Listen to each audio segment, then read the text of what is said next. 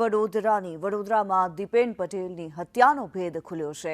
મિત્ર અને RTO agent હાર્દિક પ્રજાપતિની ધરપકડ કરવામાં આવી છે।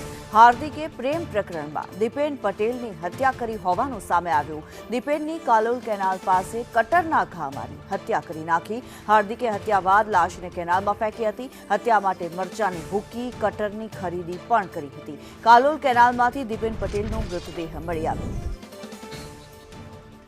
કુણાલ શર્મા વધુ વિગતો જણાવી રહ્યા છે। કુણાલ, દીપેન પટેલ હત્યા કેસની અંદર હવે ભેદ ઉકેલાયો છે, શું માહિતી? કિન્નરી 7 તારીખે દીપેન પટેલ પોતાની સાસરીમાં જવાનું કહીને ગયો હતો, પરંતુ સાસરીમાં પહોંચ્યો ન હતો અને બાદમાં બીજા દિવસે તેની કાર અનગઢ ગામના મહીસાગર નદીમાંથી મળી આવી હતી। જે કારમાં એક્સિડન્ટ પર પથ્થર મૂકેલો હતો અને લોહીના ડાઘા હતા।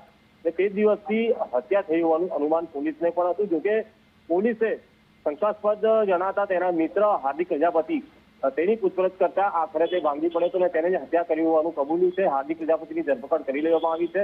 મહત્વનું છે કે આ હાર્દિક પ્રજાપતિને આ દીપેન પટેલે જ પોતાના પડોશમાં આવેલું મકાન ભાડે અપાવ્યું હતું, પરંતુ આ દીપેન અવારનવાર તેને હવે મકાન ખાલી કરવાનું કહેતો હતો। સાથે જ તે પ્રેમ સંબંધમાં પણ આડખીલી રૂપ બનતો હોવાનું સામે આવ્યું છે। 1 મહિનાથી જ મરચાની ભૂકી અને કટર લઈને આ જે હાર્દિક પ્રજાપતિ છે તે પ્લાન બનાવતો હતો અને 7 તારીખે તેને પ્લાનને અંજામ પણ આપ્યો। પહેલા દીપેનની હત્યા કરીને લાશને તેને કાલોલ ખાતેની એક કેનાલમાં નાખી દીધી હતી અને ત્યારબાદ અંધારાવાળા રસ્તાઓ પર આવીને કે જ્યાં સીસીટીવી નો ત્યાંથી આવ્યો હતો અને આ કાર મહીસાગર નદીમાં તેને નાખી દીધી હતી। જી, ધન્યવાદ કુણાલ આ માહિતી માટે।